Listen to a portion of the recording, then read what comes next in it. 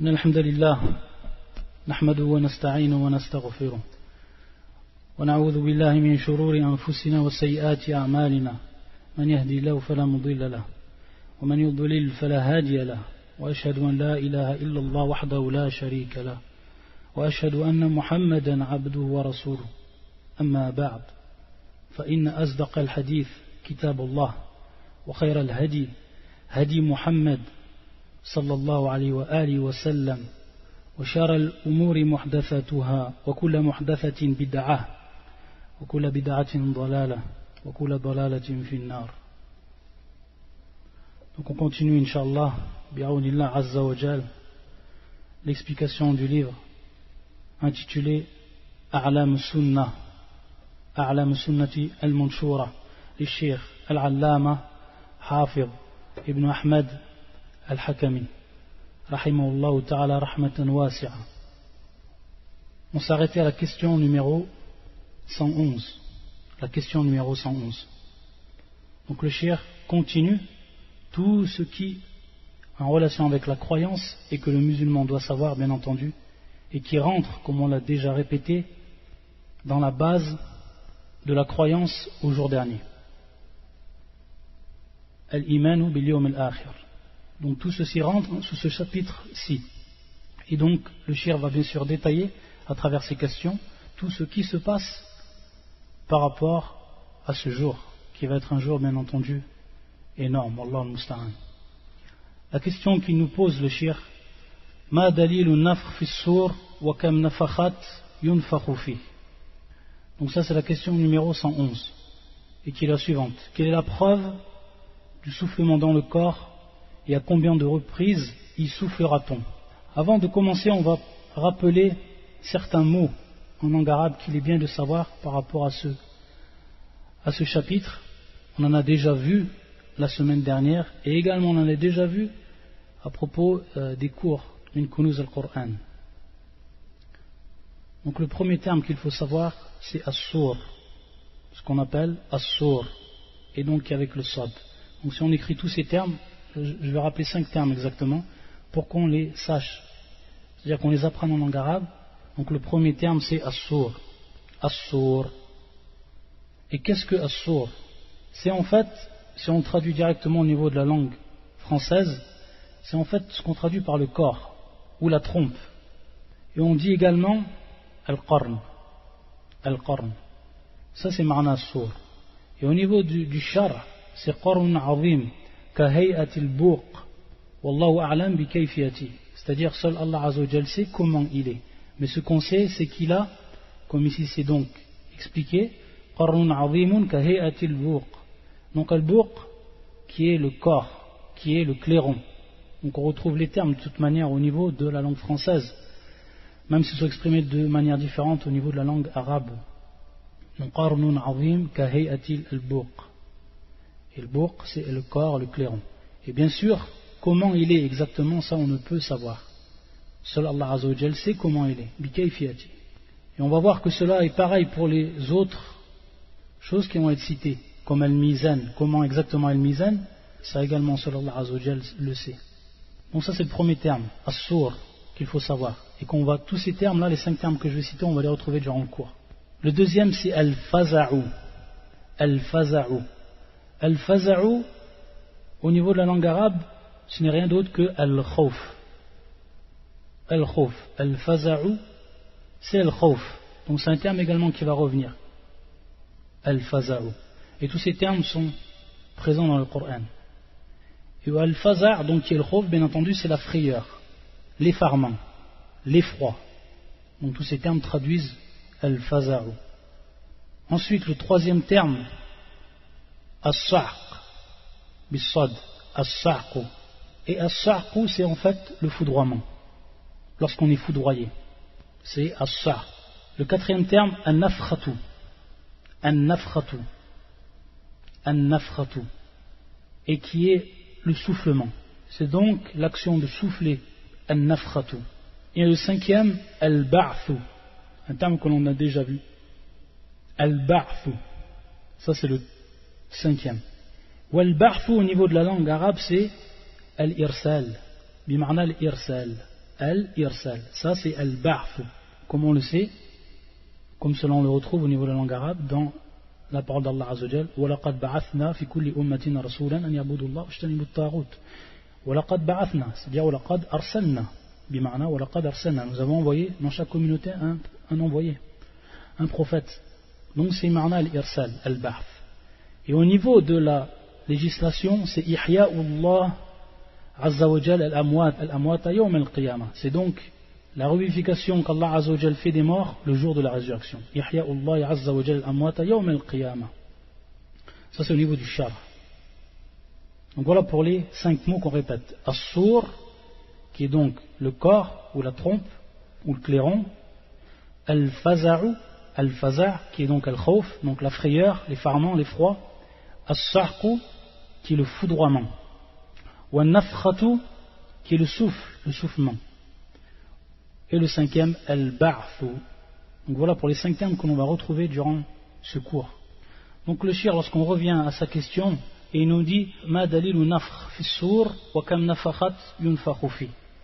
Donc après d'après les termes, quelle est la preuve donc du soufflement dans le corps, donc qui est as-sur, et à combien de reprises il soufflera-t-on? Il va répondre par des versets du Coran, le shir. Et le premier verset qu'il nous rapporte, c'est le suivant. يقول الله عز وجل ونفخ في الصور فصعق من في السماوات ومن في الأرض إلا من شاء الله ثم نفخ في أخرى فإذا هم قيام ينظرون. Ça c'est le premier verset qui nous cite. Donc on retrouve les termes qu'on a déjà cités. وَنُفِخَ, qui est bien sûr le verbe. Ici as-sur, qu'on a expliqué. فَصَعِقَ, ici qui est le verbe également de as-sa'q. وَنُفِخَ فِي الصُّورِ فَصَعِقَ مَنْ فِي السَّمَاوَاتِ وَمَنْ فِي الْأَرْضِ إِلَّا مَنْ شَاءَ اللَّهُ. Et on soufflera dans la trompe, et voilà que ceux qui seront dans les cieux et ceux qui seront sur la terre seront foudroyés. Sauf ce qu'Allah voudra, c'est-à-dire épargner. On comprend bien sûr épargner. Puis on y soufflera de nouveau et les voilà debout à regarder.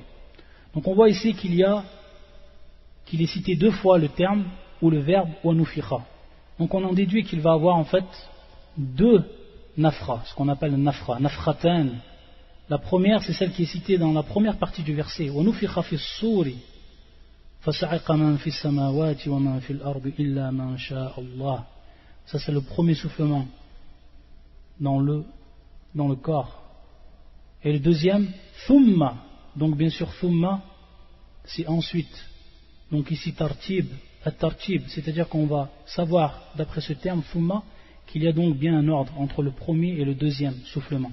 Thumma. Thumma nufikha fihi ukhra. Fihi, bien sûr, ça revient as-sur. Ad-damir yarja ila as-sur. Thumma nufikha fihi ukhra. Yani marratan ukhra. فَإِذَا هُمْ قِيَامٌ يَنْظُرُونَ. Donc à ce moment-là, lorsqu'on va souffler une deuxième fois, les gens seront debout à regarder. La ilaha illallah.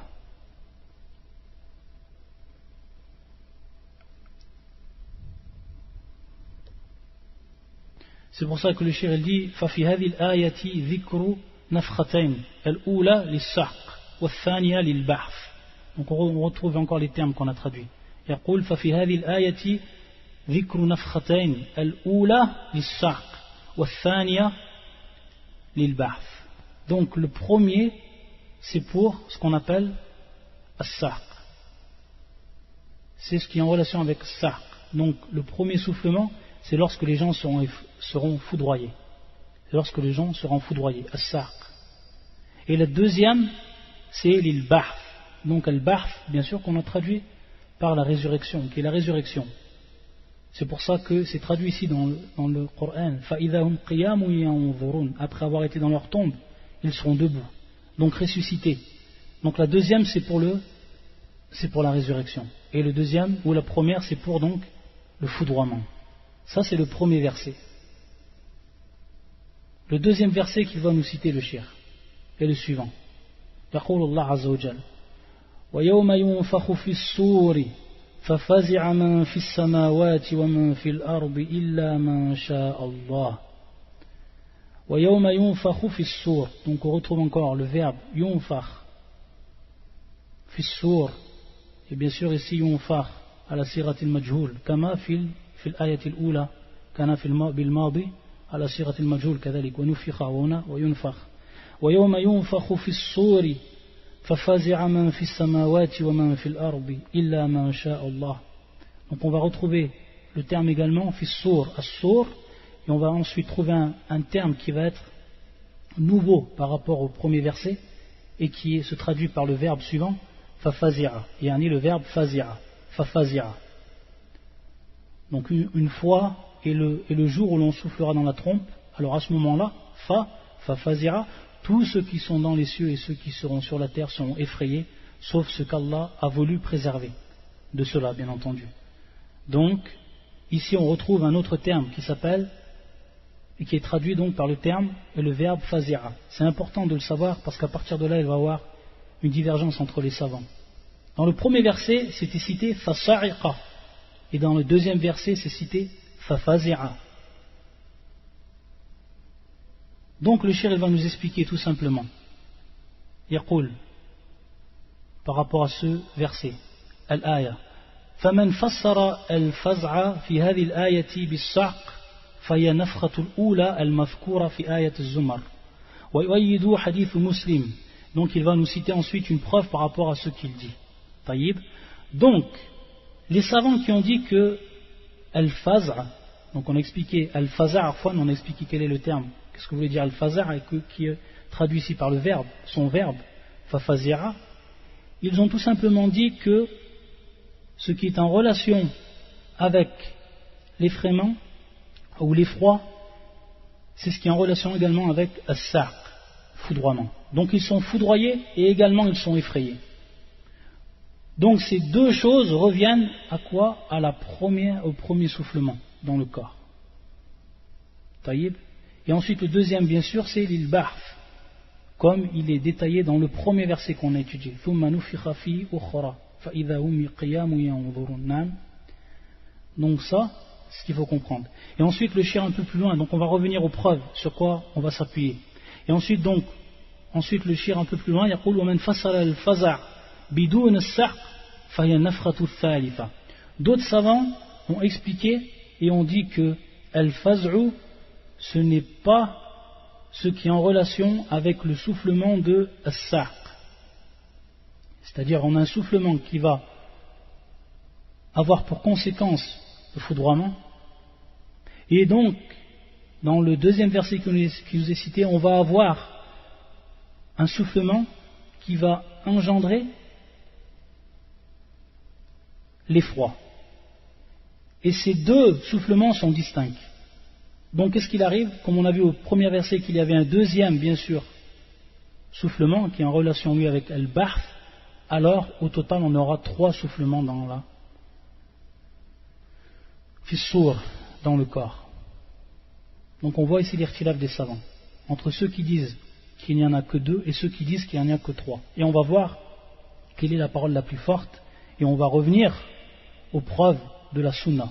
Donc on voit ici qu'il y a interprétation par rapport à ces deux versets du Coran et on va voir qu'ensuite à partir de la sunna on va pouvoir prendre l'avis le plus fort et savoir quel est l'avis le plus fort. Et pour revenir à l'irtilaf, à la divergence des savants, il faut savoir qu'il y a également, le shir ne le cite pas, il va citer ce qui est le plus connu, bien sûr c'est les savants, et ce qui est pris en compte, donc les deux divergences. Il faut savoir également qu'il y a donc une troisième parole que l'on cite à titre d'information, et qui est en fait la parole de Ibn Hazm, et qui est une parole très faible, qui ne repose pas sur une preuve. C'est la parole donc de Ibn Hazm, qui lui dit qu'il y a 4 soufflements. Il en rajoute encore un de plus. Lui il voit qu'il y a le premier soufflement, ce qui s'appelle nafratu imata, donc le soufflement qui va engendrer la mort des gens. Ensuite le deuxième nafratu ihya, le soufflement qui va engendrer la revivification des gens. Le troisième nafratun faz'a wa sa'q, donc lui il réunit ici nafratun faz'a wa sa'q, c'est-à-dire donc bien sûr un soufflement qui va engendrer l'effroi et le foudroiement. Et une quatrième nafratu iqamatu min athar hadha as-saq, c'est-à-dire un troisième soufflement qui va donc iqamatu min athari hadha as-saq, qui va donc être le signe de as-saq, du foudroiement. Donc lui on voit 4 exactement. Donc le quatrième, c'est la conséquence ou l'effet du foudroiement qui a été engendré dans le troisième soufflement. Et par rapport à ça, il n'y a rien, il n'a pas en fait de preuve. Donc c'est une parole qui est très faible. C'est la troisième parole. Pour ce qui est de la deuxième parole, et on avait dit que c'est celle qui va contenir les 3 soufflements, il faut savoir que c'est la parole de Ibn Kathir. Ça c'est l'avis de Ibn Kathir dans son tafsir. Donc lui, il va choisir cette parole-là, ou cet avis-là, qui dit qu'il y a en fait 3. Donc il voit que dans le deuxième verset, وَيَوْمَ يُنْفَخُ فِي الصُّورِ فَفَزِعَ مَنْ فِي السَّمَاوَاتِ وَمَنْ فِي الْأَرْضِ إِلَّا مَنْ شَاءَ اللَّهُ, que le soufflement ici, ce n'est pas le soufflement qui est cité dans le premier verset cité par le shir, وَنُفِخَ فِي الصُّورِ فَصَعِقَ مَنْ فِي السَّمَاوَاتِ وَمَنْ فِي الْأَرْضِ إِلَّا مَنْ شَاءَ اللَّهُ. Pour ce qui est de l'avis de Ibn Kathir, lui il va citer, donc il va revenir à la sunna, il va citer un hadith qui est long et qui se trouve Anda Tabarani. C'est un hadith qui se trouve auprès de At-Tabarani dans son livre Al-Mu'jam Al-Kabir. Et ce hadith, c'est un hadith qui est long et il est cité à l'intérieur de ce hadith qu'il y a donc 3 thalatha nafakhat, il y a donc 3 soufflements. Simplement ce hadith-là, c'est un hadith qui est da'if, qui est faible. Madaru ala Ismaïl ibn Rafi' wa huwa da'if. C'est-à-dire que ce hadith au niveau de la chaîne de transmission va tourner autour d'une personne qui s'appelle Ismaïl ibn Rafi'. Donc c'est un des rapporteurs de la chaîne de transmission qui est da'if, qui est faible. Donc c'est une chaîne de transmission et un hadith qui est considéré comme faible. Et Ibn Kathir lui-même, dans son tafsir, va nous indiquer certaines causes de la faiblesse de la chaîne de transmission. Lui-même, il va nous indiquer en fait certaines causes de la faiblesse de la chaîne de transmission. Ala kulli hal, sans se baser directement sur le hadith, lui il va interpréter tout simplement que dans le deuxième verset, on a un 3e soufflement. Taïb. Et c'est ce que va nous dire en fait le shir, lorsqu'il va ensuite dire ومن فسر الفزع بدون السحق فهي نفخة الثالثة متقدمة على نفختين ويؤيد ما في حديث السور الطويل فإن فيه ذكر 3 نفخات فيه ذكر 3 نفخات نفخة الفزع ونفخة السحق ونفخة القيام لرب العالمين.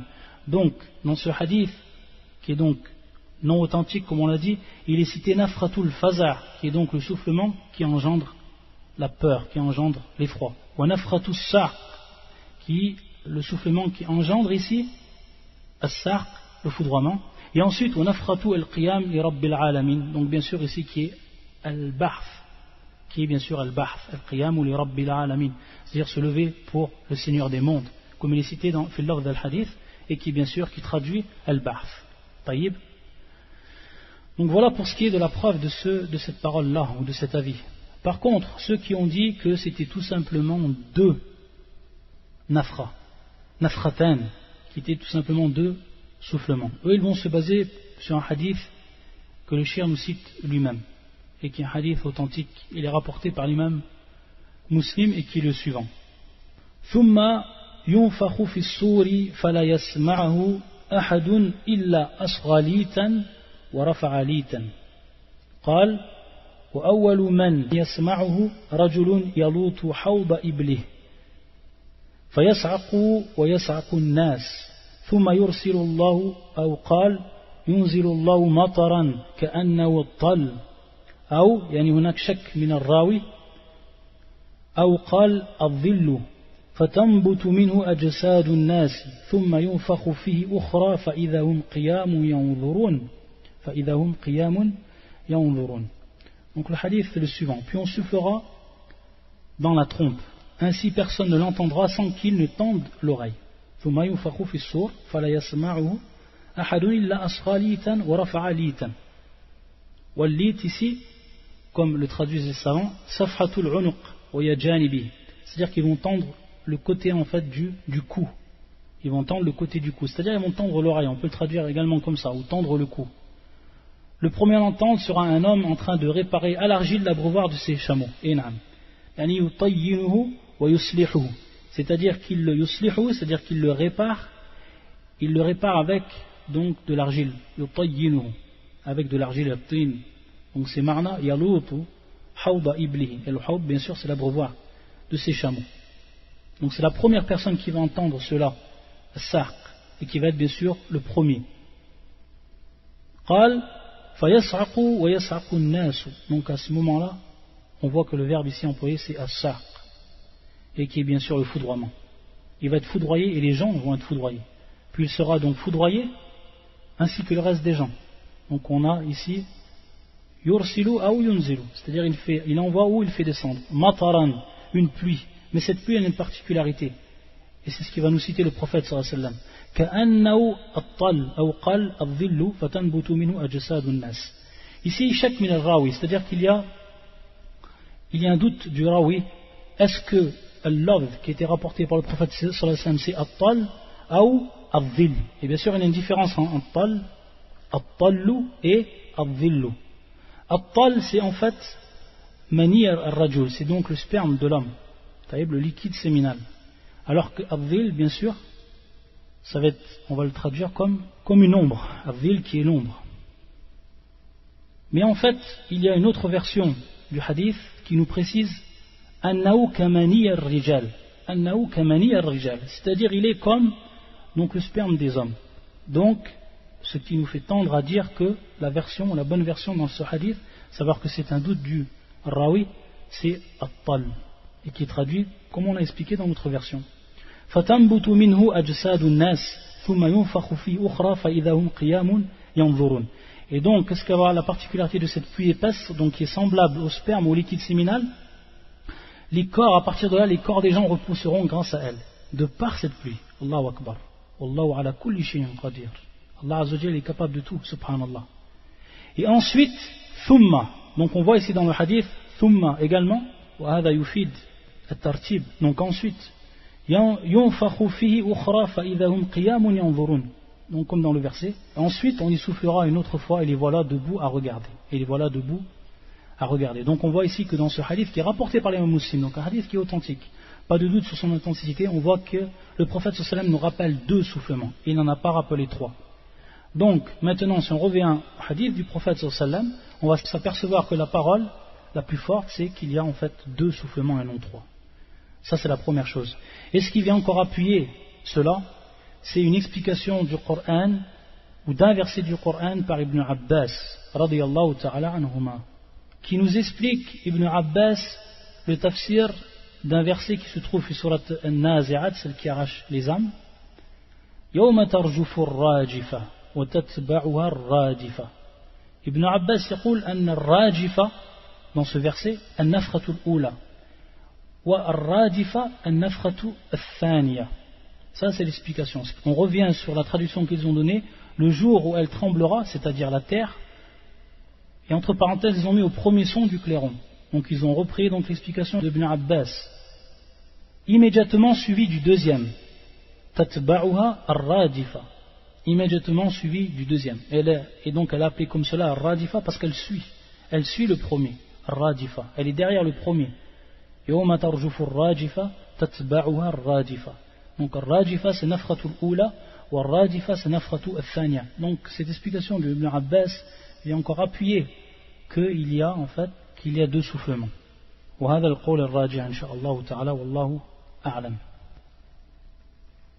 Une question qui se pose ici, من النافخ الذي ينفخ في الصور.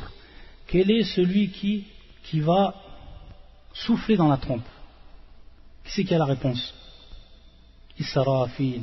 Taïb. Ça c'est la bonne réponse. Est-ce qu'on a une preuve par rapport à cela? Est-ce qu'on a une preuve par rapport à se dire?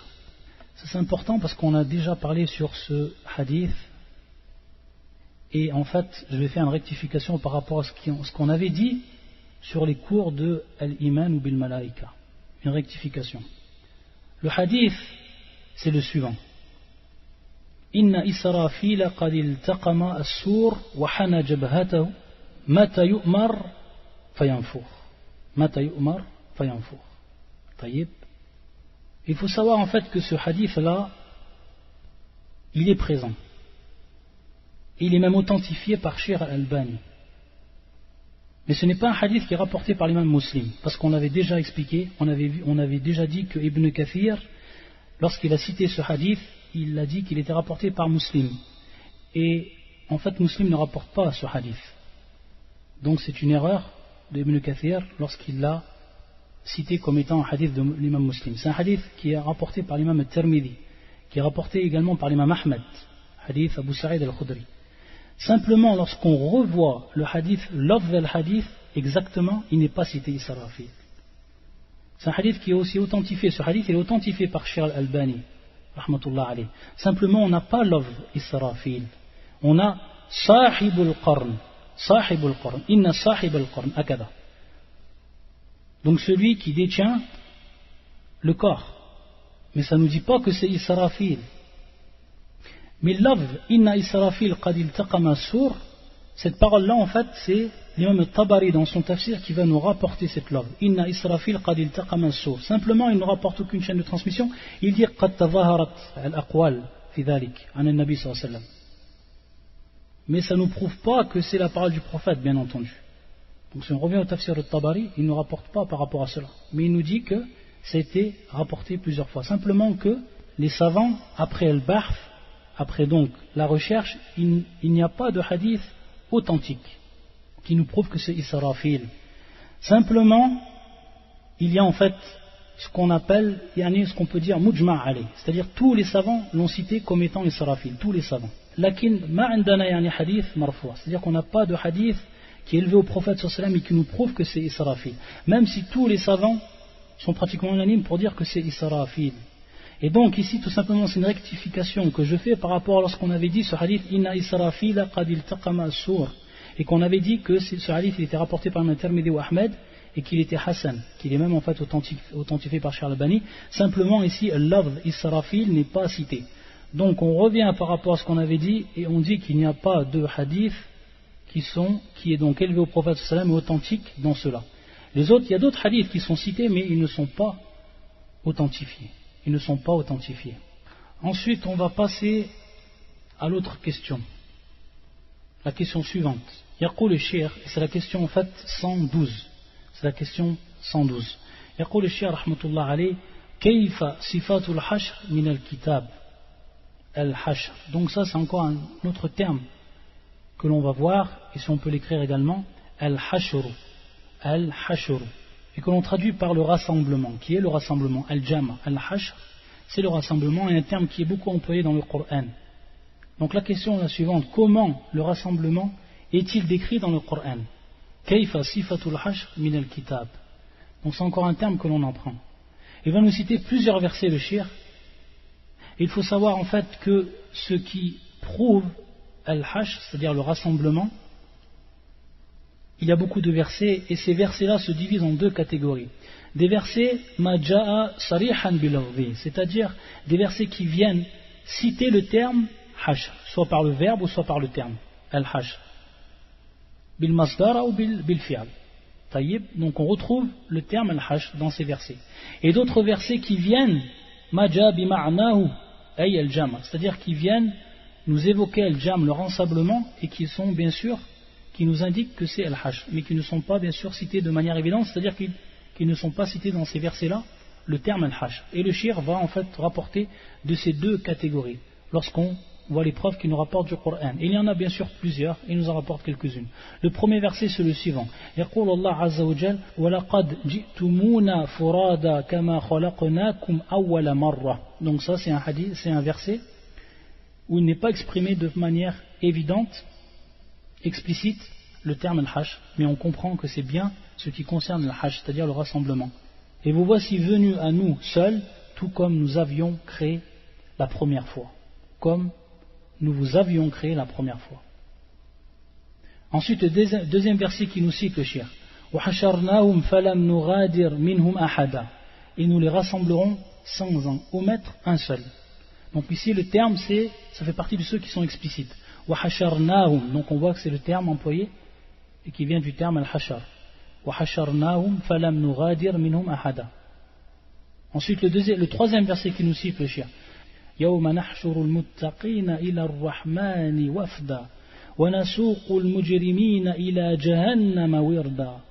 Rappelle-toi le jour où nous rassemblerons les pieux sur des montures et en grande pompe auprès du tout miséricordieux, et nous pousserons les criminels à l'enfer comme un troupeau à l'abreuvoir. Yawma nahshur. Donc ici c'est un lafz salih, nahshur. Également un autre verset que nous rapporte le shir. Wa kuntum azwajan thalatha fa ashabul maymanati ma ashabul maymana wa ashabul mash'amati ma ashabul mash'ama was-sabiqun as-sabiqun. Alors vous serez trois catégories. Les gens de la droite, qui sont les gens de la droite. Qui sont les gens de la droite? Et les gens de la gauche, qui sont les gens de la gauche? Et les premiers, ce sont eux qui seront les premiers. C'est-à-dire à suivre les ordres d'Allah d'ici-bas, seront les premiers dans l'au-delà. Donc ici, ce n'est pas exprimé de façon explicite, mais on comprend que c'est Al-Hajj. L'autre verset qui nous cite est le dernier ou l'avant-dernier. يقول الله عز وجل يومئذ يتبعون الداعي لا عوج له وخشعت الأصوات للرحمن فلا تسمع إلا همسا. Ce jour ils suivront le convocateur sans tortuosité. Les voix baisseront devant le tout miséricordieux. Tu n'entendras alors qu'un chuchotement. Donc ici c'est un verset où l'on comprend que c'est Al-Hajj, qui n'est pas exprimé explicitement. Et le dernier des versets qui lui exprimait le terme explicitement, وَمَنْ يَهْدِ اللَّهُ فَهُوَ الْمُهْتَدِ وَمَنْ يُضْلِلْ فَلَنْ تَجِدَ لَهُمْ أَوْلِيَاءَ مِنْ دُونِهِ وَنَحْشُرُهُمْ يَوْمَ الْقِيَامَةِ عَلَى وُجُوهِهِمْ. Celui qu'Allah guide, c'est lui le bien guidé, et ceux qui l'égarent, tu ne leur trouveras jamais d'alliés en dehors de lui, et nous les rassemblerons. وَنَحْشُرُهُمْ هذا هو الشاهد وَنَحْشُرُهُمْ يَوْمَ الْقِيَامَةِ عَلَى وُجُوهِهِمْ. Et nous les rassemblerons au jour de la résurrection, traînés sur leur visage. Ensuite le shir, après bien sûr, ça c'est son habitude au shir, durant tout le livre, il nous cite des preuves du Coran et ensuite il nous cite des preuves de la Sunna. Et parmi les preuves de la Sunna, le premier hadith qu'il nous cite c'est le suivant. Donc, bien entendu la question est la suivante, Kayfa sifatuhu, yani sifatul hajj min as-Sunna. Comment a-t-il été décrit ce rassemblement dans la Sunna?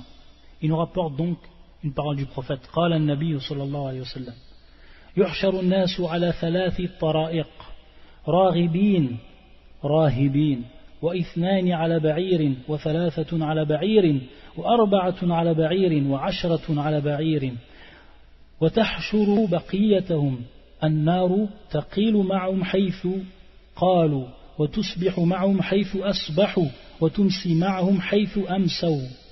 Ça c'est un hadith muttafaqun alayh rapporté par l'imam al-Bukhari et l'imam Muslim.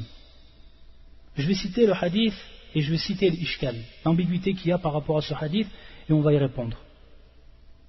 Parce que ceux qui ont suivi les cours avec nous, min ashrat as-sa'a, automatiquement ils vont avoir une ambiguïté, pour ceux qui ont vraiment suivi les cours. Donc la traduction de ce verset, ou de ce hadith du prophète sallallahu alayhi wa sallam, muttafaqun alayh, rapporté par l'imam al-Bukhari et Muslim, les gens sont rassemblés en 3 catégories. Ceux qui ont espoir, yani, Raghibin, ils ont espoir bien sûr dans la miséricorde d'Allah Azzawajal. Et ceux qui ont bien sûr peur au contraire, et qui ont peur également, qui ont peur, ce sont les mêmes. Yani, ici, Raghibin, Rahibin. Il n'a pas dit le prophète sallam Raghibin wa Rahibin. C'est-à-dire, on aurait pu penser que c'était la deuxième en fait, catégorie. Parce qu'il nous dit Thalathi Tara'iq. Donc on aurait pu comprendre 3 catégories, Raghibin et la deuxième Rahibin. Là, ça c'est une première catégorie. Raghibin, Rahibin. Donc ce sont ceux qui ont l'espoir en la miséricorde d'Allah et peur de son châtiment, ce sont les croyants. Ensuite, la deuxième catégorie, par 2 sur un chameau, 3 sur un chameau, 4 sur un chameau et 10 sur un chameau. Ça c'est la deuxième catégorie que nous cite le prophète sallallahu alayhi wa sallam. Quant au reste, ils seront rassemblés par le feu, qui sera présent avec eux là où ils feront la sieste. Bien sûr ici, al-qaylula, taqilu, ma'um haythu qalu, et qui est bien sûr cette sieste que l'on fait, et sera avec eux matin et soir là où ils seront. C'est-à-dire qu'ils vont marcher. Ils vont marcher et le feu va les pousser. Il va les pousser le feu. Mais bien sûr, la personne elle a une capacité, elle ne peut marcher de manière continue, elle est obligée de se reposer. Donc au moment où ils seront vraiment obligés de se reposer, le feu va s'arrêter. Et lorsqu'ils ont fini de se reposer, il continuera à les pousser et pour les rassembler. Donc c'est comme ça qu'on comprend le hadith du prophète sallallahu alayhi wa sallam. Taïb, maintenant je pose la question, quelle est l'ambiguïté par rapport à ce hadith? On va continuer avant cela à citer les autres hadiths que le cheikh nous a cités. Donc ça c'est pour le premier hadith. Taïb, muttafaqun alayh.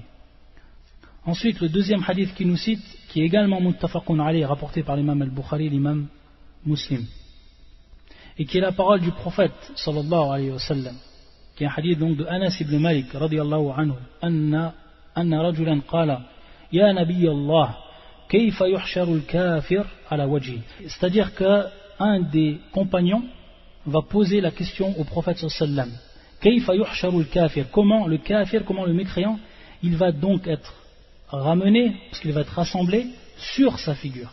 C'est la question en fait du sahabi qu'il pose au prophète, ya nabiy Allah kayfa yuhsharu al-kafiru ala wajhi, et le prophète de lui répondre, قال أليس الذي أمشاه على الرجلين في الدنيا قادرا على أن يمشيه على وجهه يوم القيامة أليس الذي أمشاه على الرجلين في الدنيا, celui qui l'a fait marcher sur les deux pieds dans ce monde في الدنيا قادرا على أن يمشيه على وجهه يوم القيامة, n'est-il pas capable de le faire marcher son visage le jour de la résurrection? Le jour de la résurrection. Donc le terme ici qui a été employé lorsque la question a été posée, yuhshar, kayfa yuhsharu al-kafir. Et donc le prophète sallallahu alayhi wa sallam va répondre à ce compagnon. Taïb, et ça bien sûr c'est suivant le verset, on a vu le verset. Wa nahshuruhum yawm al-qiyamati ala wujuhihim. Taïb, donc bien sûr la question est certainement venue après avoir entendu ce verset.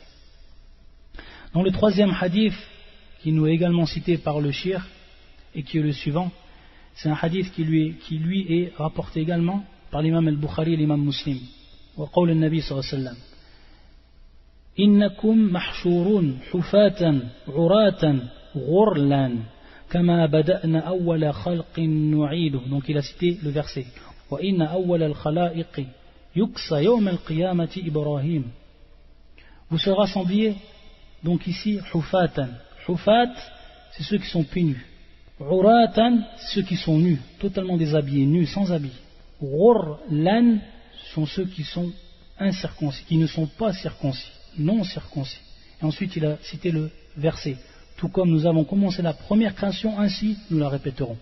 Donc pieds nus, lorsqu'on est sorti du ventre de notre mère, on était pieds nus, on était nus et on était non circoncis. De même, lorsqu'on sera ressuscité. Et ensuite, le prophète sallam il dit, et le premier à être vêtu le jour, ou revêtu le jour de la résurrection, sera certes Ibrahim.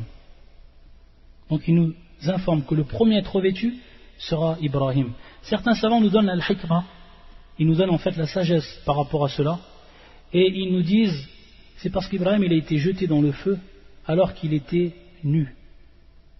Comme vous le savez, lorsque son peuple l'a jeté dans le feu.